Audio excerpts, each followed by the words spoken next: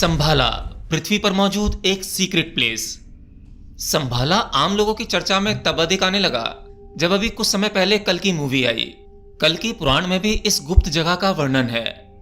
कहते हैं कि जब कलयुग का अंत होगा तो कल की अवतार का जो जन्म होगा वो इसी गुप्त स्थान संभाला में होगा।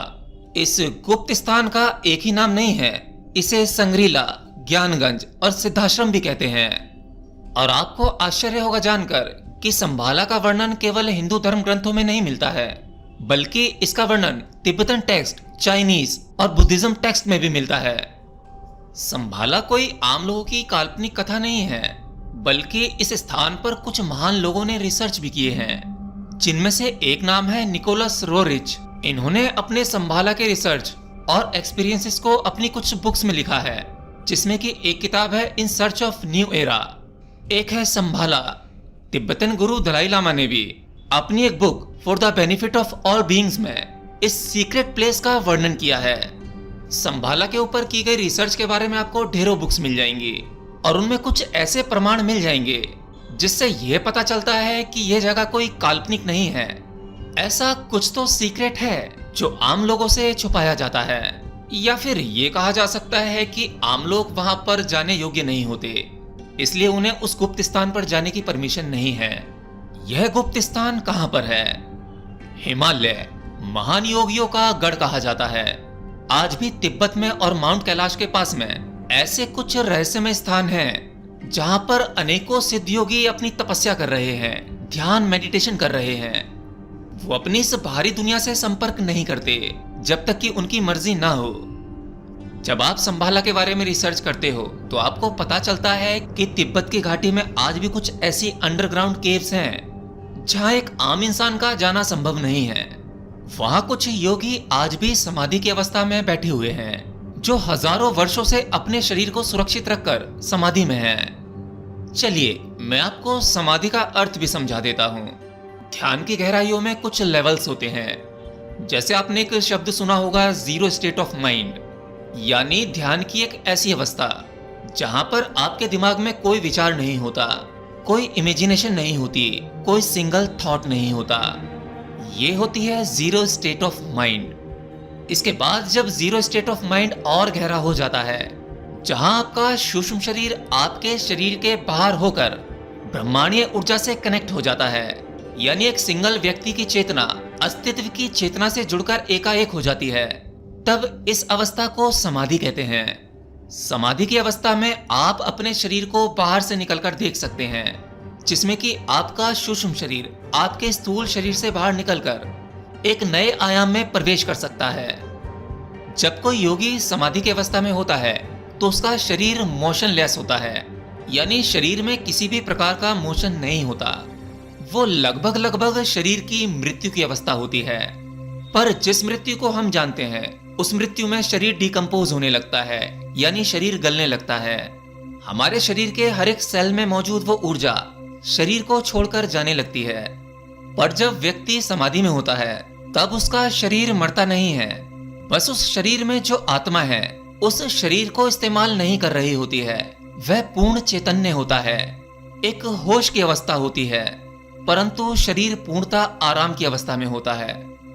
अब यहाँ पर एक सवाल और निकल कर आ सकता है कि शरीर को जीवित रखने के लिए ऊर्जा की आवश्यकता होती है और ऊर्जा भोजन से मिलती है, तो बिना भोजन के वो योगी हजारों वर्षों तक कैसे जिंदा रहते हैं? वो ऊर्जा उन्हें कैसे मिलती है? देखिए, हम जानते हैं कि भोजन के अंदर ऊर्जा होती है। जैसे ही हम भोजन को खाते हैं हमारा शरीर काम में लग जाता है, उस भोजन में से सारे वेस्टेज को बाहर निकाल देता है और शरीर को जिन जिन चीजों की आवश्यकता होती है और जिस ऊर्जा की आवश्यकता शरीर को जीवित रखने के लिए होती है वो उसको अलग निकाल लेता है शरीर के उपयोग के लिए। परंतु क्या हो अगर हमें कोई ऐसा तरीका पता लग जाए कि शरीर को जीवित रखने के लिए जिस ऊर्जा को पाने के लिए हमारे शरीर को भोजन के एक लंबे प्रोसेस से गुजरना पड़ता है, भोजन को खाना, उसे डाइजेस्ट करना, पचाना और भोजन में से ऊर्जा निकालना, काम की चीजें निकालना, अगर हमें कोई डायरेक्ट तरीका मिल जाए कि हम डायरेक्ट अस्तित्व से ऊर्जा ले सकें, तो बिना भोजन के भी शरीर को जीवित रखा जा सकता है। अब जितने भी प्रकार के भोजन को आप जानते हैं, चाहे वो मांसाहार हो चाहे शाकाहार हो, फल, सब्जियां, पेड़ पौधे, इन सबको जो ऊर्जा मिलती है और वही ऊर्जा हमारे शरीर में जाती है जो हमें जीवित रखती है। इन सबको ऊर्जा मिलने का स्रोत जो है वो है हमारा सन यानी सूर्य। तो हमारे योग विज्ञान में ऐसी भी कुछ टेक्निक्स हैं जिससे कि डायरेक्ट सूर्य से ऊर्जा लेकर शरीर को सुरक्षित रखा जा सकता है, बिना भोजन के सुरक्षित रखा जा सकता है। टेम्परेचर भी मैटर करता है। तभी बड़े बड़े सिद्ध योगी, महान योगी अपने ध्यान और मेडिटेशन के लिए सामान्य टेम्परेचर वाली जगह नहीं चुनते थे। वो हिमालय, कैलाश जैसी ठंडी जगहों को चुनते थे और वो अपने शरीर को उस ठंडे तापमान में ढाल लेते थे। देखिए, हमारा शरीर माइंड की शक्ति से चलता है। शायद आपको आज पता होगा कि हम अपने सामान्य दिमाग से भी हमारे शरीर को सही कमांड देकर कुछ बीमारियों का इलाज कर सकते हैं और इसके प्रयोग दुनिया भर में हो रहे हैं। मैनिफेस्टेशन से बहुत कुछ बदला जा सकता है, बस हमें उसका तरीका आना चाहिए। तो संभाला में मौजूद वो महान योगी, उनके पास वो तकनीक अवश्य होनी चाहिए जिससे कि वो हजारों वर्षों तक जीवित रह सकते हैं, समाधि की अवस्था में रह सकते हैं, जब चाहे शरीर को धारण कर सकते हैं और जब चाहे शरीर से बाहर हो सकते हैं। जिसमें कि एक एग्जाम्पल आपको मिल जाता है एक महान योगी युक्तेश्वर गिरी का, जो योगानंद जी के गुरु थे और लहड़ी महाशय के शिष्य थे। ऑटोबायोग्राफी ऑफ अ योगी में जब आप पढ़ेंगे तो आप जानेंगे कि किस प्रकार से युक्तेश्वर गिरी ने अपनी मृत्यु के बाद वापस से अपने उसी शरीर का निर्माण कर लिया था, अपने शिष्य योगानंद से मिलने के लिए, उन्हें शिक्षा देने के लिए। हमारा ये शरीर एटम से बना हुआ है और हमारे शरीर के हर एक एटम में हमारी मेमोरी होती है। हमारा रंग कैसा है, हमारे शरीर के ऑर्गन्स कैसे हैं, हमारा स्वभाव कैसा है, हर एक मेमोरी हमारे शरीर के एटम में मौजूद है। और आपको पता होगा, मेमोरी कभी नष्ट नहीं होती। हमारे विचार, हमारी मेमोरी इस ब्रह्मांडीय ऊर्जा में तैरते रहते हैं, जिन्हें एक सिद्ध योगी चाहे तो उन्हें रिकलेक्ट कर सकता है और पुनः अपने शरीर का निर्माण कर सकता है। अब ऐसा तरीका विज्ञान के पास तो नहीं है, इसलिए विज्ञान इस पर यकीन करे इसके चांसेस बहुत ही कम हैं। हाँ, लेकिन विज्ञान ये अवश्य मानता है कि हमारा शरीर जितने भी एटम से बना हुआ है, हर एक एटम की अपनी एक मेमोरी होती है। और एक इंसानी शरीर में कितने एटम्स होते हैं? मान लो किसी व्यक्ति का वजन 70 किलो है, तो एक एवरेज 70 किलो के इंसान में 7 के आगे 27 जीरो लगा दो, इतने एटम्स होते हैं। इसे आप कह सकते हैं 7 billion billion billion of atoms. अब हर एक एटम अपनी एक मेमोरी रखता है और सभी एटम मिलकर एक शरीर का निर्माण करते हैं। हमारा दिमाग ही नहीं बल्कि ये शरीर भी बड़ा जटिल है, बहुत अद्भुत है। हम बहुत कीमती, बहुत अनमोल हैं और ये क्रिएशन कोई सामान्य व्यक्ति नहीं बना सकता, इंसान तो बिल्कुल नहीं। इंसान जैसी क्रिएशन बनाने के लिए जबरदस्त इंजीनियरिंग चाहिए और वो कोई बड़ी शक्ति ही हो सकती है। एनीवे, वापस आते हैं संभाला पर। अब सवाल ये उठता है कि अगर संभाला जैसी कोई सीक्रेट जगह इस पृथ्वी पर मौजूद है तो वहां तक जाने का कोई ना कोई तरीका तो जरूर होगा। तो जवाब है नहीं, क्योंकि अगर कोई ऐसी फिजिकल जगह पृथ्वी पर मौजूद है तो एक बार को जाना संभव हो भी सकता है, परंतु कहते हैं कि संभाला जैसा ये सीक्रेट स्थान फिजिकली मौजूद नहीं है।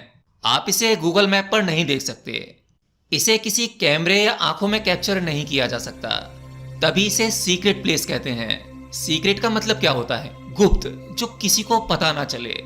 और अगर कोई चीज सबको पता लग ही जाती है यूट्यूब के जरिए, हम जैसे कंटेंट क्रिएटर के जरिए, तो फिर वो जगह गुप्त कहां से रह गई?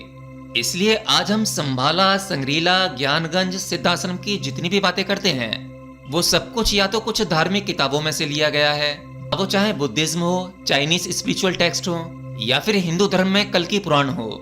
और कुछ सिद्ध योगियों द्वारा भी इस जगह के बारे में कुछ थोड़ा थोड़ा बताया गया है, जिन्होंने इसका कुछ एक्सपीरियंस किया होगा। जैसे कि एक मिलारेपा है, कैलाश पर्वत पर आज तक कोई नहीं जा पाया। पृथ्वी के इतिहास में केवल मिलारेपा एक ऐसे व्यक्ति थे और वो आखिरी व्यक्ति थे जो माउंट कैलाश की चोटी पर जाकर वापस आ पाए थे। माउंट कैलाश तो फिर भी एक फिजिकल जगह है, लेकिन वहां पर भी कुछ ऐसे अनंतों रहस्य छुपे हुए हैं जो शायद फिजिकल नहीं है या इन फिजिकल आंखों से नहीं देखे जा सकते।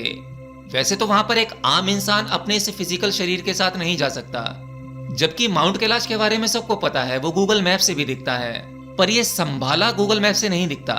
ये एक सीक्रेट स्थान है जिसका सीक्रेट दरवाजा है जो दिखाई भी नहीं देता।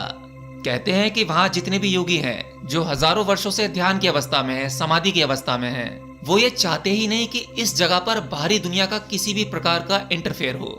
हाँ, अगर वो चाहें तो अपनी मर्जी से किसी व्यक्ति को वहां बुला सकते हैं, क्योंकि वहां जो टेक्नोलॉजी मौजूद है वो इतनी एडवांस है जिसके बारे में हम सोच भी नहीं सकते। बनाना तो बहुत दूर की बात है। उन्हें अगर जो किसी से संपर्क करना होता है तो वो टेलीपैथी के माध्यम से करते हैं।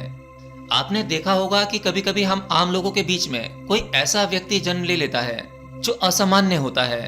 धीरे धीरे बड़ा होते होते वह अपना सांसारिक जीवन छोड़कर गायब हो जाता है, हिमालय की कहीं गुफाओं में खो जाता है।